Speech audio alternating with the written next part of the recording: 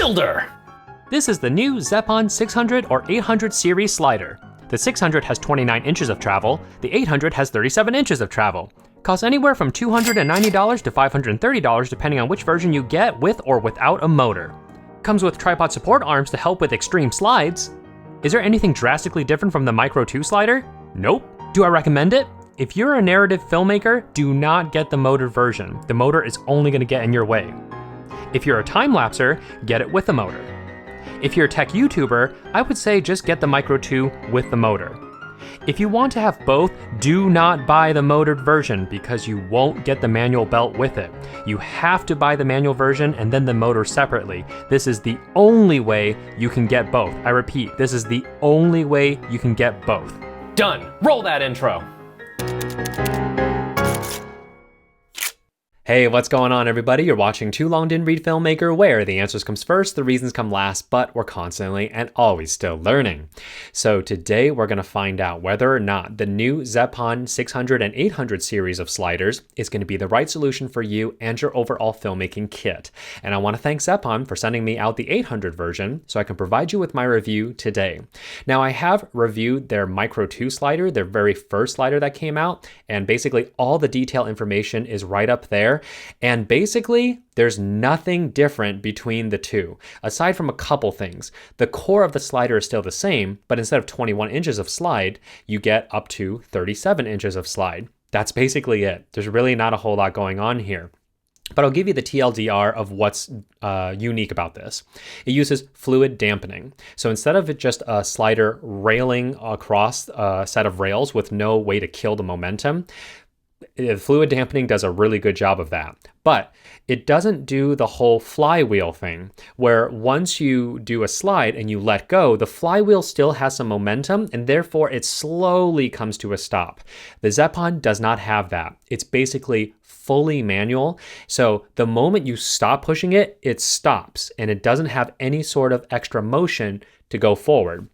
Depending on the kind of feel you like in a slider, I actually prefer this because I have a good control of my hand to slowly get down to where I want it to stop instead of letting the momentum of a flywheel take over.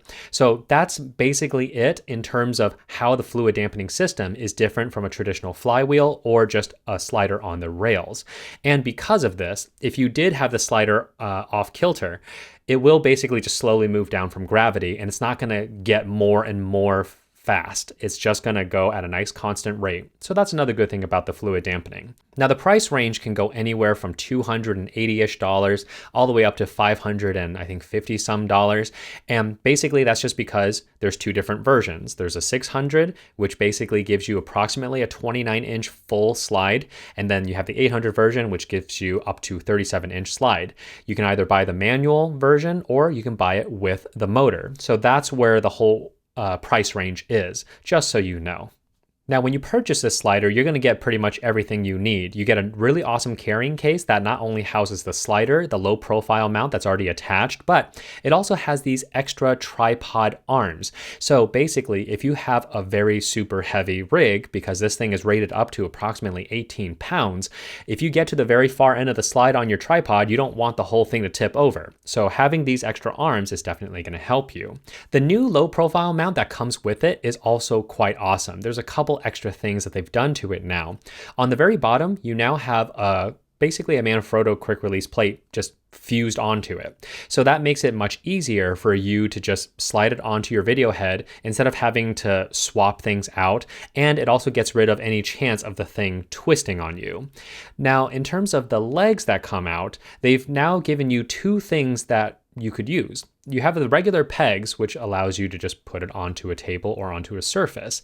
But on the other side, you have wheels now. So if you have a very long table of sorts, you can basically rearrange the wheels in such a way so you can cause a parallax motion to happen. Now, this is awesome for probably YouTubers that are doing a lot of tech stuff, but a narrative filmmaker, probably not so much because you're going to need a very long table to make that work. But it is a nice feature and I do like it.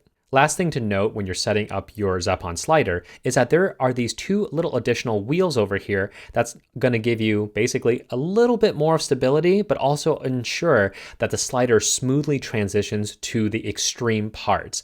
When you get it at first, the wheels are going to be down. So basically, figure out how heavy your rig is, move it over towards a little bit on the extreme end, and then push those wheels right up against the slider. Don't push it further than that. And that way, when you do make a slide, it's going to pass over that wheel and the wheel's going to give it a little extra support. Now, I've been really enjoying this slider. You've been seeing me use it on a lot of the B-roll shots recently where it's basically swooping in at a very long distance.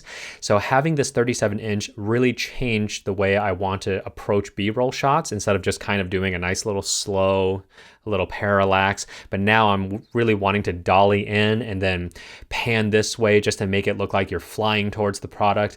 So having this 37-inch has definitely been great. And I'm still happy to say that even on a wider end, a little bit around the 28-ish millimeter, you can still dolly in and you're not going to see it. Of course, if you're tilting down, you'll see it. But if you're just going straight over, you still don't see the slider at the very end. So that's definitely great. Now, while this is all good and dandy, there are a couple things I want you to know about, because if you purchase this in the wrong order or you think that something's going to work for you, well, there are a couple little cons here. So let's get into that. If you are a narrative filmmaker, do not buy the motored version. There's really no reason for you to do so. And the reason I'm saying this is because the motor is still the exact same motor, more or less, than from the Micro 2. So basically you have 3 speeds. And if you're going to make a slide, it's going to take you a while because these sliders are much, much longer and they probably don't travel as fast as you want. If you want like a nice little slide, then yeah, you can do it. But if you want the slide to go from one end to the other end in approximately, 10 seconds, well, that's not going to happen. And not only that, the motor still does not have like a kill switch function, basically disengaging the motor. So if you need to reset that full slide, you're going to have to wait for that thing to go all the way back. And when you're done, or if you're transporting it from one area of the set to the other, and your camera happens to be on the very far end of the slider, you're going to have to press that button and let it go all the way back to the center and then lock it in. So as a narrative filmmaker, I think you don't need the motor. Like, it's nice, but the Micro 2 probably does a better job for that. Something at 37-inch of a full slide, the motor is just not intuitive enough for me to recommend it to you to be using it on a narrative film set. However, if you are a time-lapse person and you love doing these super long time lapses and you want that 37-inch of travel, then yes, this is probably something that's going to be very fun for you to basically get that really awesome moving time lapse. So that's kind of the difference here. But if for some reason you really do want to have the ability to do manual and motor, do not buy the motored version because you will not get the manual belt to switch it out if you want to. I have no idea why they did this in marketing. I've talked to them about this, and it's just the way it is. So if you want to have manual and a motor, you need to buy the manual version, then buy the motor separately. That's the only way to do it. If you buy the motored version, you're not going to be able to buy the manual belt. So not really sure where the marketing was for this, but it's something that you should know. Now, this could have all been negated in the very beginning if they just had allowed the motor to disengage. Because if they do, then the filmmakers can have the best of both worlds. They don't need to switch nothing. They can either push it manually or they can use the motor. But I don't know why they still haven't figured this out yet. They really need to figure that out soon. So what's the bottom line here? Is the Zeapon slider something you should be thinking about? Pretty much everything I just said. It's got this nice long slide, but if you're a narrative filmmaker, just get the manual version. It's gonna save you a lot of headache. If you want to do a lot of time lapses, especially ones with motion in it, then get the motor version. Especially once they develop the pan and tilt motor, that's gonna help you even more. And then lastly, if you want to have both, get the manual one, then get the motor. Do not go the other way around because it's not going to happen. So basically, when it comes down to price for all of this, the pricing is actually still quite good, especially for the manual slider, because I don't really know any other sliders in that price range at a 37-inch slide coming in at approximately, I want to say $350-ish. That's a pretty long slide, and it's very fluid. I really love the feel of this fluid dampening system. If you want to get something equivalent from Adachrome or some other brands, they can get up to, I think, the thousands. And so this is definitely one of the better budget sliders out there, basically carrying on the tradition of the Zeapon Micro 2. And hey, that is it for this week, everybody. If you've watched the video all the way to the end, surprise. Thank you so much for actually watching all the way to the end. And because of that, you're going to get to know a little something here. Zeapon actually wants to give away one of these sliders. And I get to hold basically a little giveaway contest so that they can try to send it to you and hopefully get it to you by the holidays. So here is the contest. I want you guys to go into the comments and I want you to answer a specific question. Why do you feel the arts, whether it's video, music, food, paintings, whatever, something artistic, why do you feel the arts should still be taught, and how has the arts actually affected you? Because short story, up until the moment that I found the arts, I had a wild imagination. I was terrible in school, and nobody knew what to do with me. So when I finally found the arts, it taught me everything. It opened up everything. I finally had discipline for the first time in my life, really. Like, I really wanted to learn it. I wanted to perfect it. I wanted to better myself to the craft. So I started learning a lot about what discipline was and what hard work actually does. But it also made me explore my mind more, because I have a very abstract mind in the way I see things, the way I take in information. Sometimes people just have no idea what I'm talking about, but in my brain, I see it so clearly.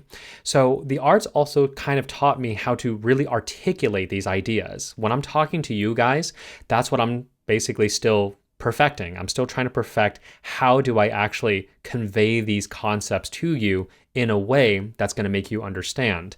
So the arts basically opened a path for me, because basically what I was doing was going to lead to more or less a life of unhappiness because I wasn't fulfilled doing anything. Doing stuff with dance that you guys know about now, as well as doing videos and movies and engaging with you guys in the comments and just trying to help you guys out when I can. That's something I probably wouldn't have done before. So that's what I want you guys to talk about. Why should the arts still be taught? Doesn't matter if it's food, music, videos, what have you, just artistic concepts. Why is that important? And how has the arts basically impacted you as you're going on your journey? Now, in terms of the timeline of this context, you have until December 2nd, midnight, basically, or December 1st, 11:59, however you want to look at it. Basically, if it's December 2nd, Eastern Standard Time, too late. You have until December 1st, 11:59 p.m. to put your answer down below. The next day, I'm going to read through all of them, assuming there's not a whole lot, but I'm going to try to read like a crap ton of them. And then I'm going to find a way to get a hold of you to let you know that you won. And then I'm going to put you in touch with Zeapon, who's going to then basically get your information and try to get it sent out to you for the holidays. So thank you so much, guys, again, for watching all the way to the end.